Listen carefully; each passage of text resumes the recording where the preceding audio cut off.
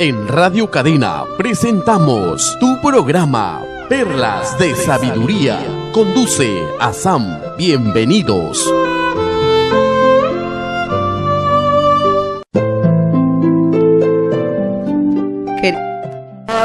Saluda a Sam, miembro de la comunidad Bahá'í de Ceneguía, Lima, Perú. Por los que escuchan nuestro programa por medio de Facebook, que sepan, Ceneguía es un pueblo hermoso en Lima, en parte de Sierra de Lima. Estamos aquí como siempre, una vez a la semana en este programa Perlas de Sabiduría, tratando de compartir poco a poco, cada semana se puede decir, una gota de ese océano sin límite de conocimiento que ha traído Baha'u'lláh, el fundador de la fe Bahá'í, para la humanidad de hoy y mañana. Una vez hablando con un amigo, tratando de explicar un poco sobre la fe Bahá'í, y dijo, wow, eso es la religión del futuro. Y es cierto, ¿no? Cuando uno escucha las enseñanzas, los principios y toda esa novedad, esos inmensos conocimientos que trae Baha'u'lláh, un poco que mueve el piso de uno, porque tenemos un modelo tradicional de religión y pensamos que todo tiene que encajarse dentro de la forma que nosotros conocemos a la religión, con sus ritos, con sus cultos y en la forma que nosotros estamos familiarizados. Y llega Baha'u'lláh con más que 100 volúmenes de libros y trae mucho conocimiento, tiene respuesta para todas las preguntas y inquietudes de la gente de hoy y los preguntas que pueden llegar en futuro. Porque dice Baha'u'lláh que Dios, nuestro Creador, es como el médico competente, tiene su mano sobre el pulso de la humanidad, sabe en qué momento, qué enfermedades, qué necesidades tiene. Entonces Él envía el remedio, envía las respuestas que necesitamos para crecer espiritualmente en nivel personal y en nivel colectivo, ¿no? Porque aquí hemos mencionado muchas veces que el propósito de la religión es que podemos crecer como persona, adquirir virtudes, ennoblecer el carácter del ser humano. Y también en nivel colectivo y de la sociedad podemos cada vez ir mejorando, avanzando y contribuyendo al progreso continuo de la civilización humana. Por eso que los principios que trae Baha'u'lláh, que lo hemos mencionado anteriormente y seguimos mencionando porque son principios fundamentales de la fe Bahá'í, es la unidad de la humanidad, la abolición de todas las formas de prejuicio, la igualdad de derechos y oportunidades para mujeres y hombres, la eliminación de los extremos de pobreza y riqueza, reconocimiento de la fuente común y unidad esencial de todas las grandes religiones mundiales, la naturaleza eterna del alma y la naturaleza esencialmente espiritual de la vida, el valor y la necesidad de la educación universal, la responsabilidad de cada persona de buscar independientemente la verdad, el establecimiento de un sistema federado de gobierno mundial buscando en los principios de justicia, basado en los principios de justicia y seguridad colectiva. También un idioma auxiliar universal. El reconocimiento de la verdad religiosa está en armonía con la razón y la búsqueda del conocimiento científico. Y otro principio fundamental es el aliento de altas normas morales de la vida personal. Bien, amigos, ¿no? Algunos de esos principios hemos compartido, hemos ampliado en ese programa, y los que no hemos hecho, habrá tiempo, oportunidad, Dios mediante, y lo vamos a hacer con ustedes. Esta semana hemos decidido en este programa compartir con ustedes, como nos han preguntado y ha habido inquietudes, cómo llegó la fe Bahá'í en el Perú y cómo se desarrolló la comunidad Bahá'í en el Perú. Así que tengo aquí en cabina conmigo nuestro querido amigo Bahá'í, también de Ceneguía, ingeniero Alberto Garrido. Alberto, muy bienvenida. Asam, ¿qué tal? Buenos días. Gracias, buenos días, amigos. Sí, el tema de hoy día es un tema de bastante, digamos, contenido histórico, ¿no? Es como un recuento, básicamente, ¿no? De lo que es la historia de la fe Bahá'í, cómo llega en Perú y cómo se va desenvolviendo también mundialmente, ¿no? Sí. Siempre es interesante, ¿no? Saber cómo llegó, quién fue primero que trajo la fe Bahá'í aquí, cómo fue su vida, quiénes fueron los primeros Bahá'ís de aquí, ¿no? Es muy interesante. Cuando uno conoce la historia es como que conoce su antecedente, ¿no? Las raíces. Así es, y más en este caso, digamos, una de las cosas más interesantes, ¿no? Históricamente hablando, es que la difusión de la fe Bahá'í a nivel mundial, mayormente, por primera vez, ¿no? Es efectuada en su mayoría por mujeres. Sí, ¿no? Eso creo que es primera vez realmente en la historia de la humanidad, ¿no? Porque siempre los hombres eran los portadores. Los pioneros, los que iban a abrir nuevos lugares, ¿no? En este caso han sido en su mayoría mujeres. Sí, es también una de las características justamente de esa nueva era, ¿no? Que Baha'u'lláh ha dicho, ha profetizado que en esta dispensación, en esta etapa de la vida de la humanidad, las mujeres deben demostrar sus capacidades. Mira, aquí yo tengo algunos datos para compartir también con nuestros amigos de cómo llegó el mensaje de Baha'u'lláh al Perú. Dice que la historia de la fe Bahá'í en Perú inicia en las tablas de Plan Divino, que es un documento escrito entre los años 1916 y 1917 por Abdul-Bahá, hijo del fundador de la fe Bahá'í.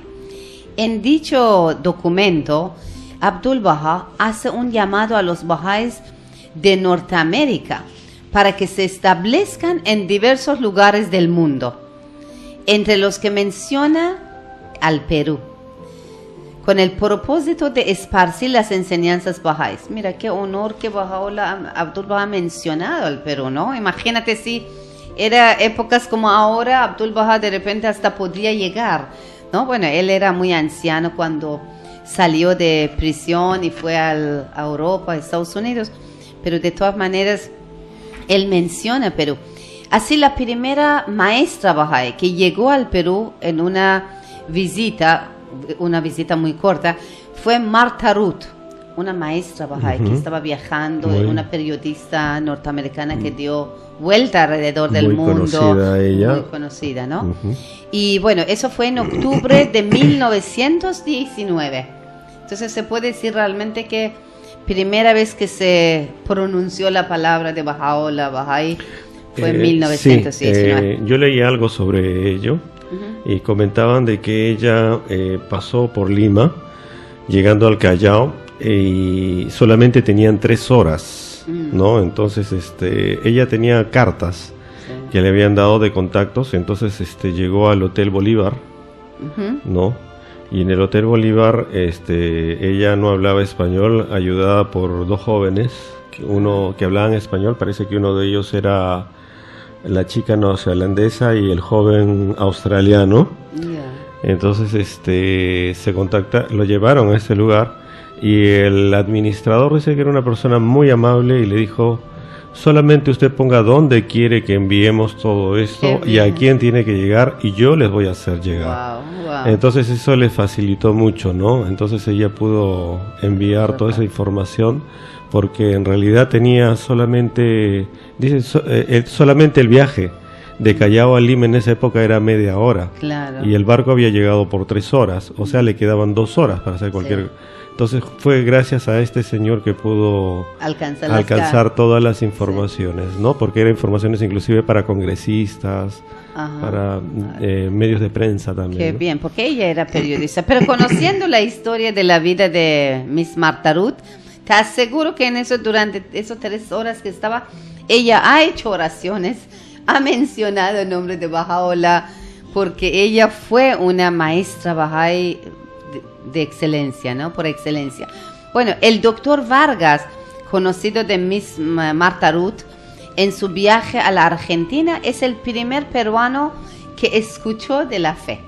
Doctor Vargas, qué bendecido él, ¿no? También mira, su nombre ya está en la historia. Estamos hablando de 1919 o quizás sí. Un poquito antes. Y algunos años después, en 1937, Shoghi Effendi, nieto de Abdul Baha, lanzó el primer plan de 7 años, porque aquí en el programa hemos mencionado anteriormente que la comunidad Baha'i a nivel mundial, en todo el globo, se está desarrollando a través de los planes internacionales, ¿no? Entonces Shoghi Effendi lanzó su primer plan de 7 años para poner en ejecución las tablas de plan divino, ¿no? Que era que los Baha'is de Norteamérica salgan a los otros países para expandir la fe Baha'i. Martha Ruth alentó a otra creyente norteamericana que se llama Eve Nicklin para salir de pionera y establecerse en Sudamérica.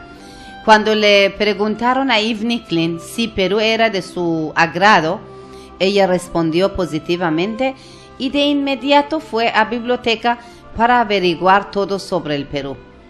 Porque antes no había internet, porque uno pone Perú y hay tanto conocimiento, ¿no?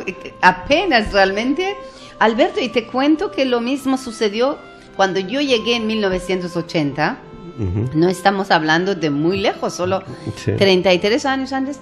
Tampoco había tanta información, ¿no? En 30 años, ¿cómo ha dado un gran salto, ¿no? En ese campo de información?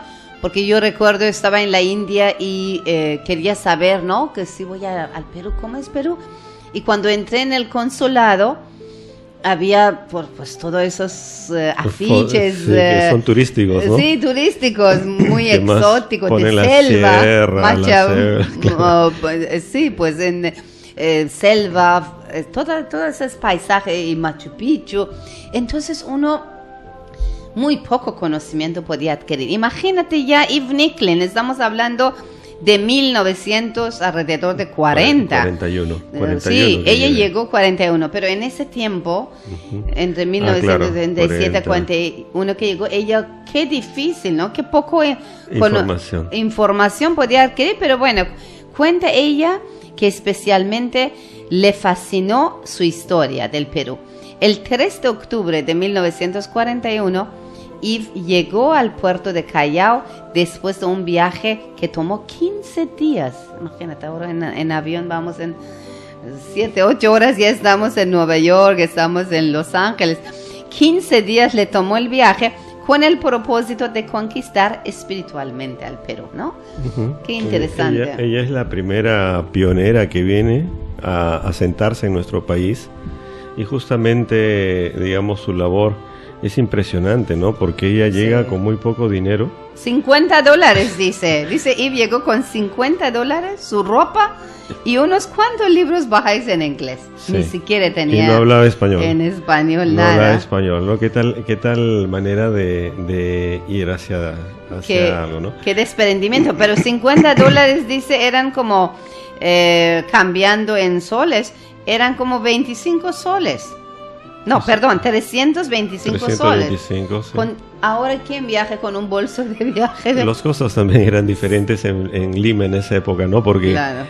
Creo, de acuerdo a lo que he leído, eso le alcanzó a Eve Nicklin poder pagarse un mes de la habitación, pensión, comer, dormir. Pero también es importante porque si hacemos un recuento hacia atrás, Eve Nicklin originariamente viene de una familia metodista en Estados Unidos y ella inclusive fue una diaconesa metodista, ¿no?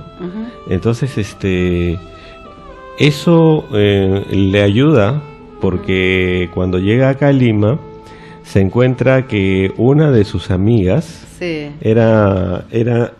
estaba acá en Lima y ella estaba en un colegio en Gertrude Hanks era directora de colegio metodista en Lima. Sí, del Gertrude Hanks, sí, quien le ayuda, ¿no? Sí, que antes eran su correligionario, ¿no? En Estados Unidos.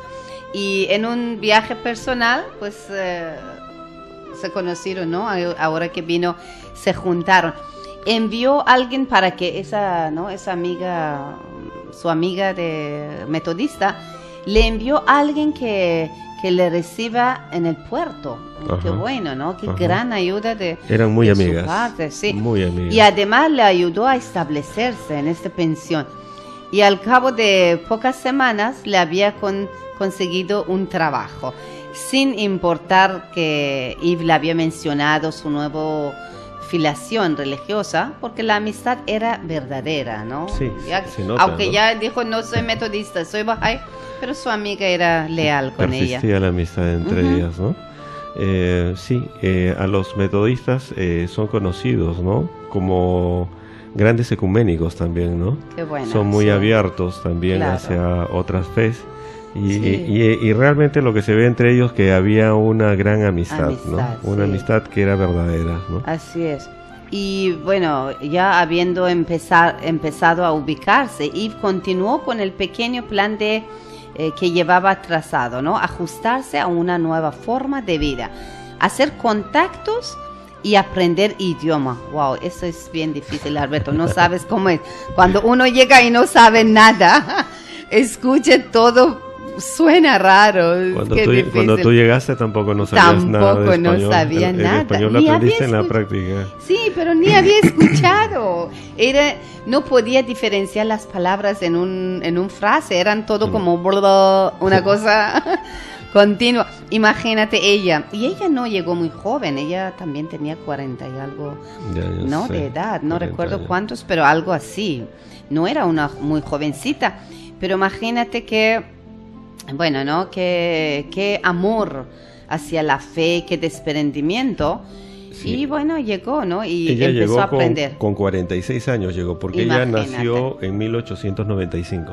Wow, claro. Algo así como mi mamá. Mi mamá llegó también de 45 años al Perú y decía, no, yo no voy a poder aprender español. Pero mira cómo es, cuando uno ya ama un lugar y quiere vivir ahí, ¿no? Todo poco a poco va aprendiendo. Bueno, dice que también Yves Nicklé no había llegado en el mejor momento de la vida civil y religiosa de Lima. Parece que en esa época, ¿no? Las cosas no eran fáciles. Era en realidad un momento de crisis y transición en la sociedad limeña. El día anterior a su llegada, se había firmado un armisticio Con Ecuador. Ok. Con Ecuador, fue Que- con la guerra con Ecuador. Una guerra Sí, en que daba 1941. fin al conflicto militar que estremecía la frontera norte. Sí, Oye, con imagínate Ecuador. que Sí, ella ya- Perú con Ecuador. Se agitaba semejante a todos los pueblos la tempestad de la Segunda Guerra que sacudió al mundo. Ya, pues eso era fuertísimo, ¿no? Y contagiaba acaso a las gentes con una psicosis Ujú. belicística. Sí, o sea, belicista, de guerra, ¿no? Ujú. Todavía como que Bélico. los, ¿no? Lo que pasa es que estábamos Efecto en de una la- época, recordemos, en una época que todavía la humanidad estaba basada en nacionalismos, ¿no? Y era muy fuerte el nacionalismo, y encima encontrar temas como de choques ideológicos entre, por ejemplo, Alemania y el resto de Europa, inclusive Estados Unidos, la gente tomaba partido, ¿no? Así es, ¿no? Y aquí, mira, estoy leyendo de un relato, ¿no? Sobre Yves Nicklé, y dice, como una paradoja, los sentimientos de guerra engendran los de paz y el nacionalismo hace aflorar las ansias de la universalidad. Lima vivía una sed de conocimiento de otros países cuyas noticias le alcanzaban continuamente y le despertaban la curiosidad a manera de una inusitada clase de geografía. Sí, me imagino, ¿no? Porque debe haber sido un choque muy fuerte en esa época de las personas, por ejemplo, que normalmente siempre vivíamos dentro de nuestro país y eventualmente había contactos con España, con Estados Unidos, pues gente que iba y venía, ¿no? Porque siempre ha habido. pero de pronto encontrarse con una Segunda Guerra Mundial y que la humanidad entra y de pronto comenzar a escuchar nombres de países, de otras realidades, de gente que sufre.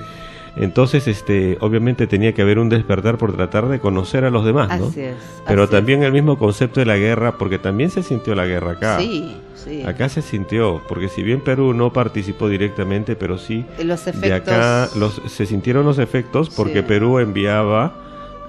¿soldados? No, enviaba todo lo que eran alimentos. En esa época se fundaron en Perú fábricas de conservas, o sea, Estados Unidos comenzó a fundar en todos los lugares donde podía, como producir empresas, no, a través de otros, de terceros, lo que sea, pero para que produzcan, pero ¿para dónde iban? Iban para la guerra también, ¿no? ¿Qué momentos tan duros han pasado? Era muy difícil, sí. Pero justo dice aquí, ¿no?, que muchos se matricularon en cursos de inglés, ¿no? Como tú dices, esa misma inquietud. Muchos jóvenes con el deseo de algún día salir a la gran República del Norte y realizarse en aquellos horizontes que una propaganda peruano-norteamericano, ¿no? Entonces fue como preparó el ambiente porque ella también, Eve Nicklin, podía enseñar inglés, ¿no? Sí, por ahí se fundó justamente el Instituto Cultural Peruano Norteamericano. Sí. ¿No? Ajá. Y que luego con el tiempo Eve Nicklin también enseñó ahí. Sí, justo, eso estaba aquí. Era la época de la naciente aviación comercial, del átomo, de la radio, del ventilar ideas tradicionales, del interés por otras nuevas como la paz mundial. Bueno, no, claro, de antes nadie hablaba de eso. De la tolerancia religiosa, la unidad de las naciones, de la libertad y la democracia. Eran los tiempos de la angustia pendiente de lo que sucedía al otro lado del mundo, de un conflicto que sucedía y envolvía el globo, de su resolución incierta para muchos, de la furia incontenible, de algo que los humanos nunca habían visto. Ahora aturdido, eran años de cambio. Bueno, en este ambiente es cuando llegó Eve Nicklin, ¿no? Eso, claro, nos grafica cómo era la época, ¿no? En lo que ella llega, ¿no? Inclusive hay una parte donde ella relata cómo era la vida acá en Perú, por ejemplo. Creo que habla del presidente Pardo, no sé. A ver, ¿tienes esto? Bueno, el tema es que ella lo que dice es que escribe una nota. Esa no la... A ver, vamos a ver. ¿Lo tienes ahí? No la tengo muy cerca, ¿no? pero porque ahí tengo una carta también de... Dice, mira, Eve pareció, estamos hablando de la llegada de Eve Nicklin como madre espiritual de Perú, ¿no? Quien trajo por primera vez la fe bahá'í al Perú. Dice, Eve pareció haber percibido pronto la atmósfera reinante, pues desarrolló el método indirecto de enseñanza como un mejor camino. Tenemos la primera carta reporte de Eve, fechado de 5 de octubre de 1941, al Comité Interamericano, cuyos extractos nos permitieron reproducir, ¿no? Bueno, ella escribe una carta en 5 de octubre de 41 y dice, bueno, a una señora French, dice, hoy es domingo de la mañana, arribamos a Lima el 3. Pienso que compensamos en algo el no haber estado tanto en diferentes puertos. Estuvimos en una parte de este huracán que barrió los mares del Caribe. Fuimos sacudidos por algo que nos lanzó de nuestras sillas al piso. Vaya, lanzó de nuestras sillas al piso. Ya no sabía que estuvimos en un huracán, pues nadie me lo dijo. Pobrecita, ¿qué tal viaje ha tenido, no? Un viaje muy duro. Sí, un viaje muy duro en esas épocas. Solo pensé que era una tempestad. De cualquier modo, algunos estuvieron muy asustados y se marearon. Yo no lo estaba.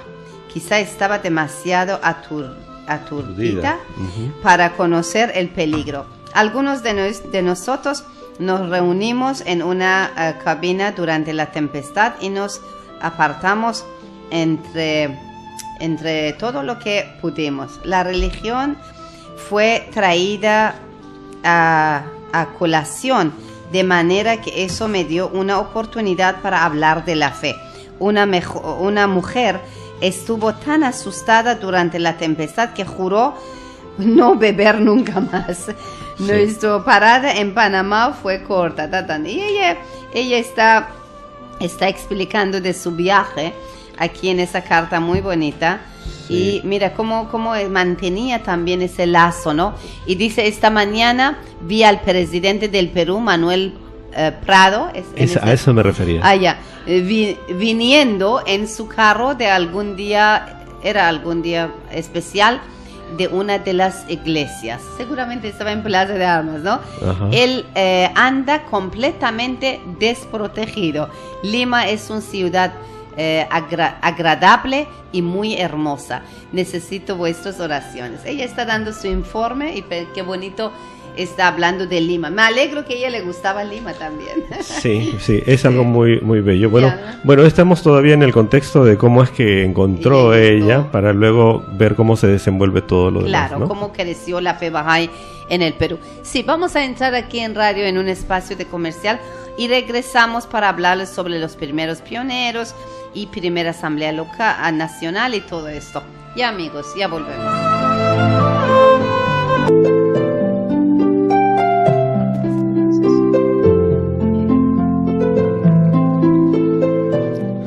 Amigos, regresamos con la perla de sabiduría de esta semana. Estamos compartiendo cómo llegó la fe Bahá'í a Perú, cómo se desarrolló y cómo fueron estableciendo poco a poco las instituciones local, nacional en el Perú. Tú contabas aquí, Alberto, que el primer Bahá'í de aquí fue también a Ecuador, abrió Ecuador, ¿no? Ha habido un Bahá'í, que no el señor Illescas, ¿no? Que era Illescas conocido Pácora. como, claro, Pácora. Ese señor conoció la fe Bahá'í en Estados Unidos, ¿no? Antes que llegue Ibn Iqlén todavía aquí, ¿no? En 1940, ¿no? Y luego él participó justamente en enseñar la fe Bahá'í en México. Y posteriormente él va como pionero a Ecuador, se establece en Ecuador y inclusive allí muere, ¿no? Entonces el señor Illescas es un pionero Bahá'í también en Ecuador, que quedó en Ecuador, como se dice, ¿no? Sí, aquí tengo una lista de los primeros Bahá'ís, no vamos a leer, ¿no? Quiénes fueron primero, segundo Bahá'ís, ¿no? Pero son a partir peruanos, ¿no? Sí, peruanos, a partir de 7 de febrero de 1944, quiere decir 3 años después de la llegada de Ibn Iqlén, fueron los que ya se han escrito, se han declarado su fe como Bahá'í, ¿no? Que la primera fue señora María Isabel Tirado de Barreda y su esposo señor Alfredo Barreda, Coronel Zegarra, y algunos nombres. Ahora vamos a hablar también un poco cómo se estableció primera asamblea espiritual Bahá'í formada en Perú, ¿no? Aquí tengo esa información que en 1944 la maestra y pionera Bahá'í Virginia Orbison visita a Lima por 7 meses y podíamos considerarla como la fuerza que se necesitaba para hacer efectivo los otros pasos hacia una celebración única del Rezván en 1944 con el establecimiento de la Asamblea Espiritual de Lima, la primera del Perú. Era Asamblea de Lima, ¿no? En el Perú. Y la iniciación del orden administrativo Bahá'í en su suelo. Sería necesario, creo que mencionamos que en todo el mundo los Bahá'ís elegimos nuestras asambleas espirituales locales en la fecha de 21 de abril todos los años, porque en esa fecha es cuando Baha'u'lláh declaró su fe públicamente y son días festivas y inicio de año administrativo, ¿no? Sí, cuando él declaró su misión, ¿no? Él declaró su misión.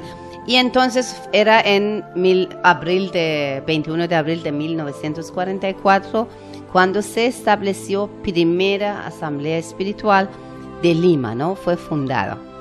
muy interesante, ¿no? Y ya.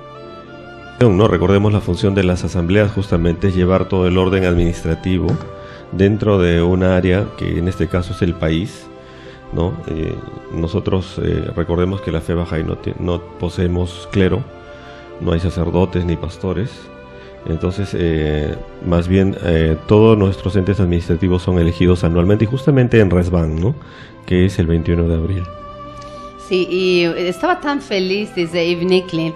Estaba muy feliz porque era la pionera aquí y ya teniendo primera asamblea de Lima, y informó el hecho inmediatamente a Shoghi Effendi, el nieto de Abdul Baha, ¿no? Bisnieto de Baha'u'lláh, en ese tiempo viviendo todavía no en vida en Tierra Santa.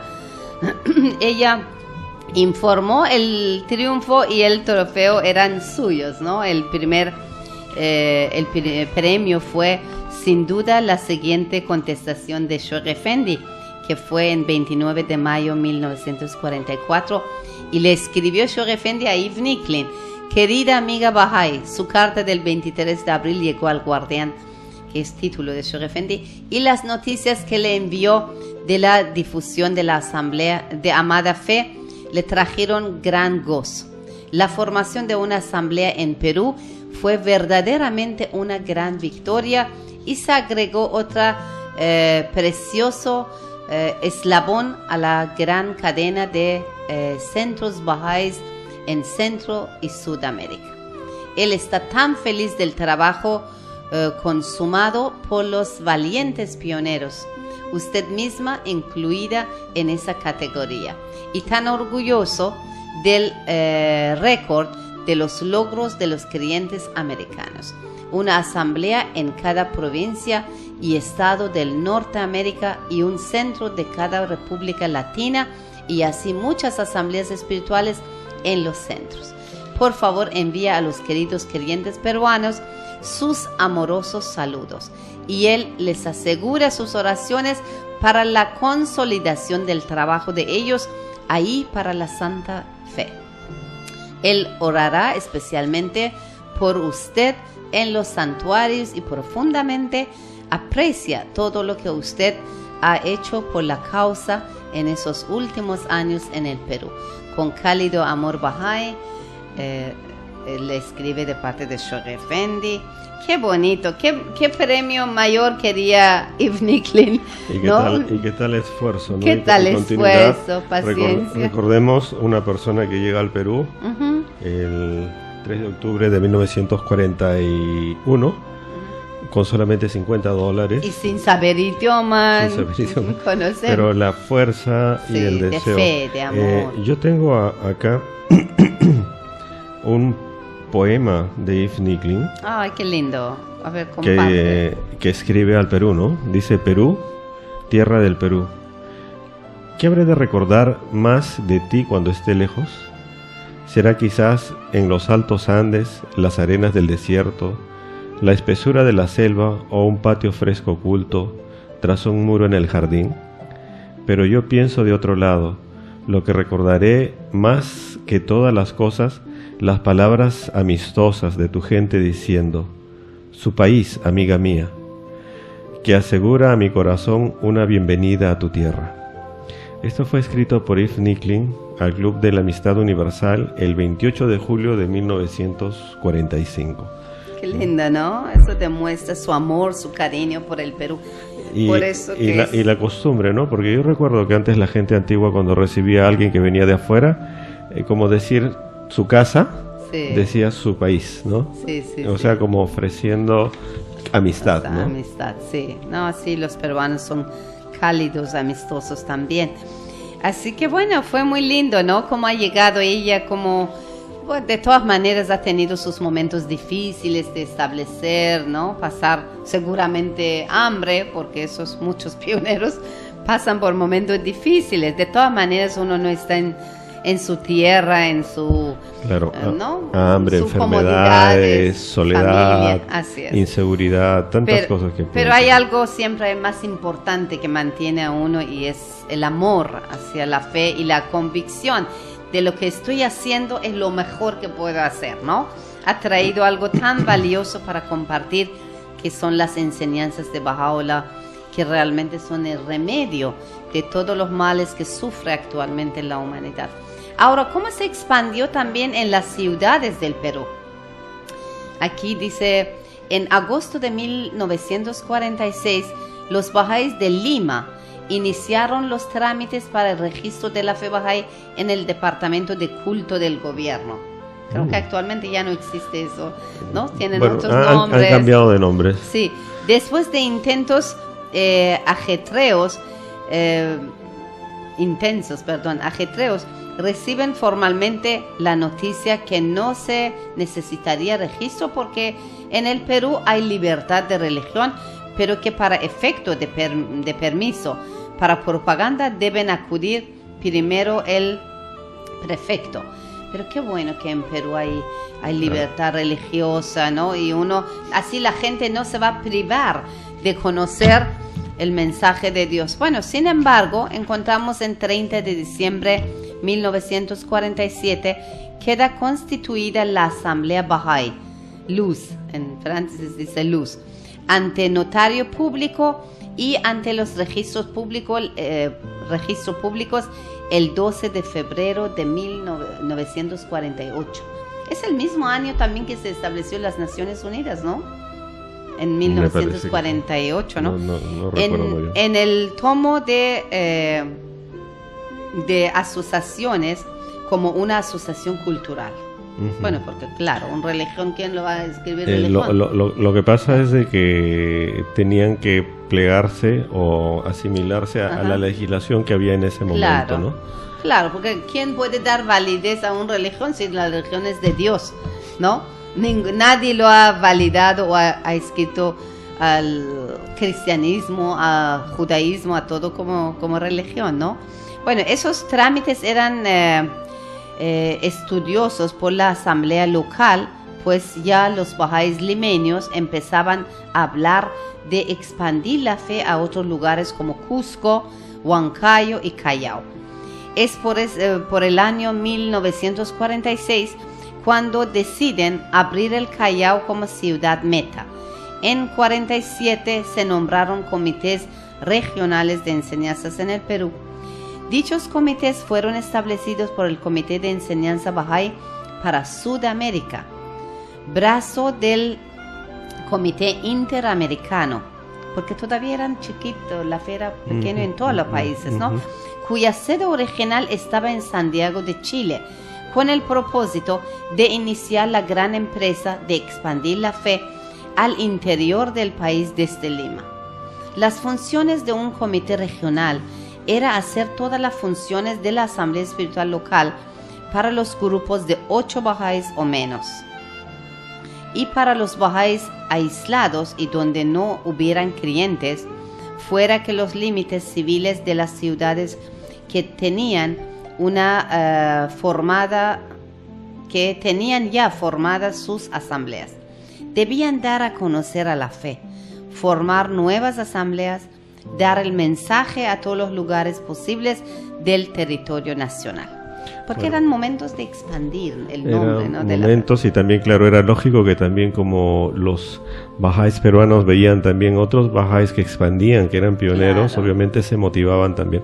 Y si vemos un recuento actual, ya las ciudades, prácticamente en todas las ciudades del país tenemos bahá'ís, ¿no? Pero fue justamente allí donde se inició todo qué plan, esfuerzo, ¿no, Alberto? No es fácil. Mira cómo una de las estrategias dice que utilizaron para buscar interesados fue el colocar avisos en los periódicos locales.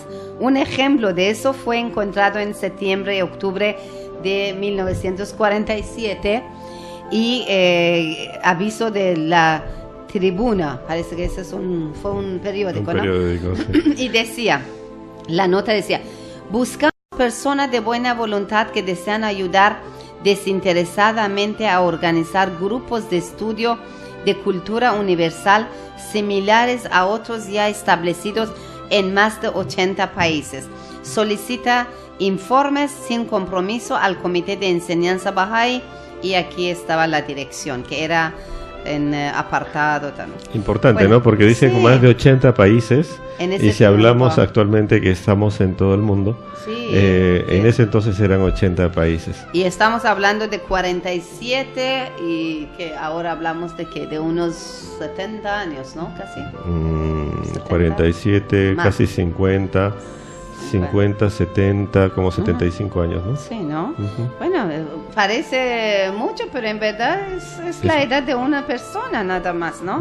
Bueno, la idea tuvo mucho éxito, pues comenzaron a llegar una vasta correspondencia a lugares como Lima, Ica, Cajamarca, Jauja, Juliaca, Atocongo, Huánuco, Ica, Arequipa, Trujillo. A los interesados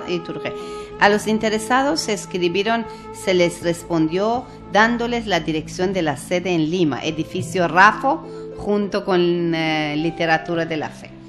Bueno, ¿no? Así fue creciendo y después llegó a los otros lugares: Huaraz, Tarma, Cañete, Oxapampa, Huánuco, la Oroya, Piura, y así poco a poco, ¿no? Claro, ahora tenemos desarrollo. Comunidades fuertes en prácticamente todas las ciudades. Ahí todavía no se menciona Iquitos, pero ya también sí, está claro, Iquitos, en Iquitos y todo. Ahora. También Puno, ¿no? Que sí, también muy fuerte. Radio Bahá'í. Okay, hubo un Radio muchos Bahá'í. años. Okay.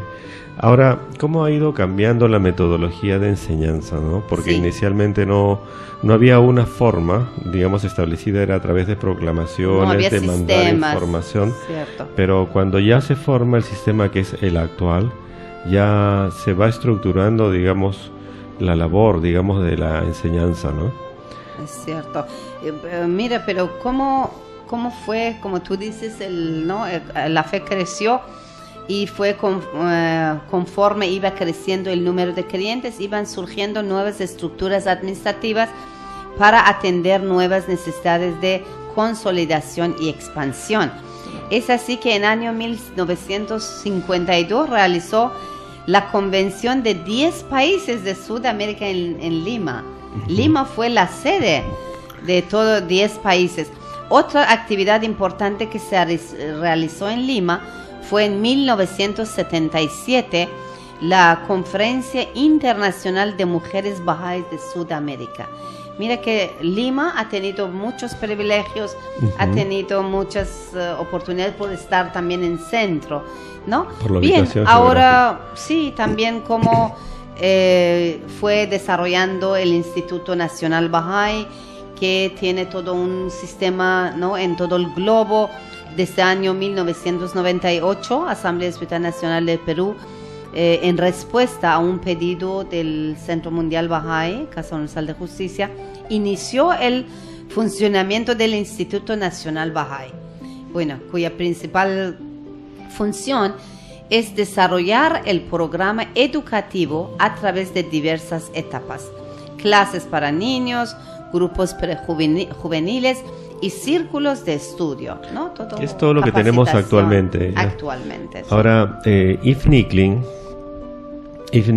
vivió hasta el año 1983. Junio de 1983. ¿No? Y todo lo que ahora tenemos estructurado, todo lo que tenemos en el país, vino por el esfuerzo de una sola persona inicialmente, que se vino solamente con su maleta, $50 y muchas, sin saber idioma, mucha fe, ¿no? Y segura que Dios le iba a ayudar, ¿no? Cierto. Ahora, digamos, si vemos la estructura a nivel mundial, vemos, por ejemplo, clases de niños, ¿no? Cómo es que, por ejemplo, ella era muy buena en la parte educativa, ¿no? Ella hacía cuentos para niños y ella inventaba o adaptaba creaba su propia metodología como para poder enseñar en esa época. Ahora tenemos clases de niños ya con estructuras, con formas y también con personas preparadas para poder dar esas clases de niños, ¿no? Claro. Tenemos clases prejuveniles, en las cuales también se capacitan personas. Y una de las características de los programas Bahá'ís es que no se necesita ser Bahá'í para hacer para poder digamos, generar estas actividades. No, más bien todas las actividades Bahá'í están abiertas para todos y no comprometen a nadie, porque uno de los principios es libre investigación de la verdad. Pero mira, gracias a esa semilla que sembró aquí Yves Nicklin, con este amor, con ese desprendimiento, el informe que tenemos de abril 2012, tenemos más que 220 jóvenes y adultos participando en círculos de estudios en el Perú. Tenemos más que 470 jóvenes y adultos participando en reuniones devocionales. Tenemos más que 500 niños participando en clases espirituales para niños y más que 300 prejóvenes participando en grupos prejuveniles. ¿Cómo se expandió la fe? Fue fundado asambleas locales, comunidades locales, bueno, y comunidad nacional. Y cómo se está expandiendo, como tú dices, cada vez abriéndose las puertas para los que no son bahá'ís tampoco, ¿no? En diferentes ciudades del país tenemos esa oportunidad de educación y servir al pueblo peruano a través de educación moral, educación espiritual, de eliminar todo tipo de prejuicio, porque ahora mucho se habla, por ejemplo, sobre el tema de inclusión. ¿Qué es inclusión? Es quitar esas barreras de prejuicio que sembramos entre nosotros y otras personas. ¿Y dónde aprenden eso los niños? En las clases de moral, de virtudes, desarrollo personal, ¿no? Bueno, a mí me parece que todo lo que estamos conversando es algo que lo debíamos, ¿no? Ajá. Porque muy pocas veces se habla sobre el tema de la historia de la fe bahá'í en el Perú, pero pienso que todas las comunidades bahá'ís del mundo, de alguna manera, hacen siempre su recuento de cómo fue. Es como ver, es como volver a la historia de la familia, ¿no? Sí, sí. De dónde venimos, Ajá. qué se hizo, qué esfuerzos hay mucho más material referente a este tema, pero quizás todavía falta profundizar muchas más cosas, ¿no? Y hay un libro escrito, un amigo peruano, un bahá'í peruano, Boris Handel. Sí, de Puno, él es de Puno. Él es de Puno y ha escrito un libro sobre la vida de Yves Nicklin. Sí, el libro se llama Ella del valiente corazón. Es la vida de Miss Yves Blanche Nicklin, 1895-1985, madre espiritual de Perú. Y justamente esta labor es lo que nos llama a nosotros a pensar, ¿no? A ver, esa entrega, esa capacidad de Yves Nicklin, como de otras personas dentro de la comunidad y a nivel mundial, lo cual son una muestra del esfuerzo que se hace a través de toda la comunidad bahá'í, y ese esfuerzo es hecho a través de cada una de las personas que son miembros de la comunidad bahá'í, ¿no?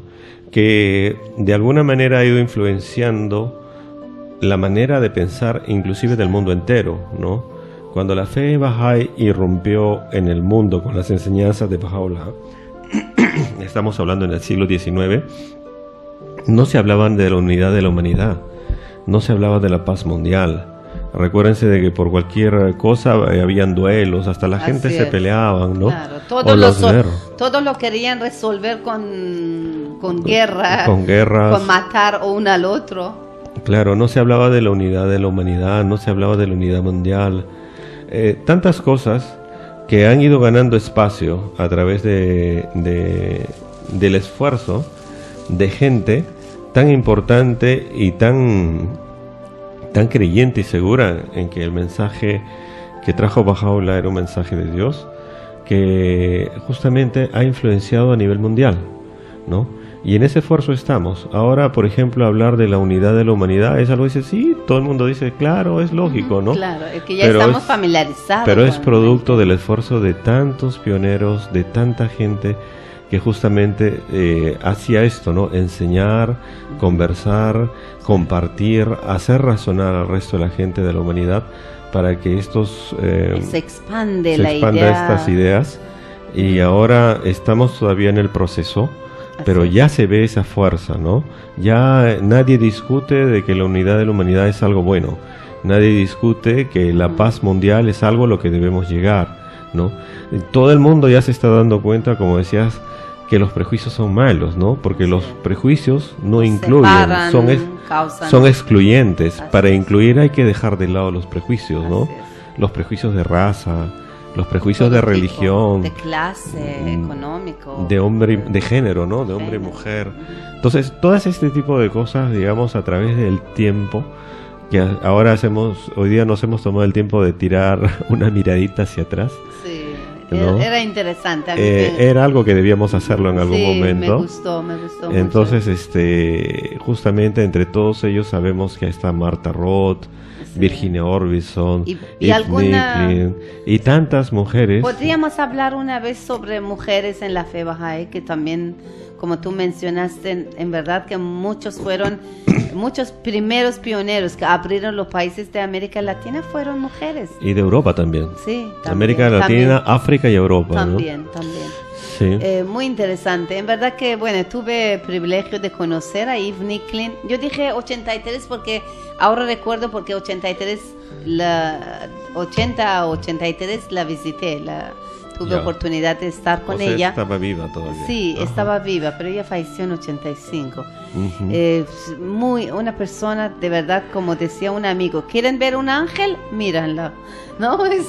Era un angelito porque su vida fue dedicado al servicio sin tener aún hasta fin de vida. Bueno, ella no se casó, aquí no tuvo familia, pero la familia Bahá'í era su familia.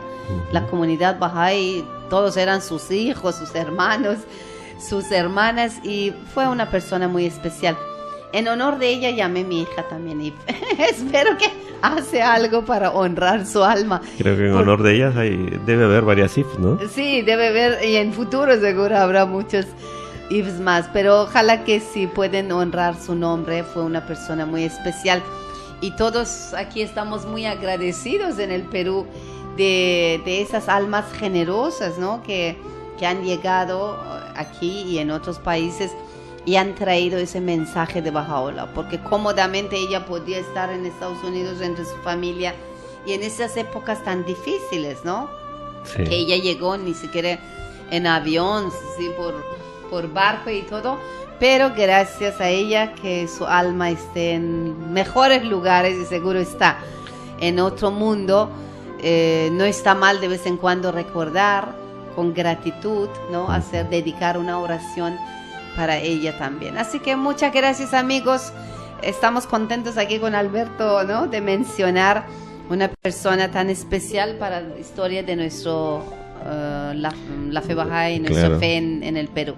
Pionera y de gran servicio, ¿no? Una de las servidoras de la humanidad. Sí, muchísimas gracias, amigos, por acompañarnos. Como siempre les hago recordar que pueden visitarnos en Facebook de Comunidad Bahá'í de Seneguía. Muchas gracias por acompañarnos. Hasta el próximo programa.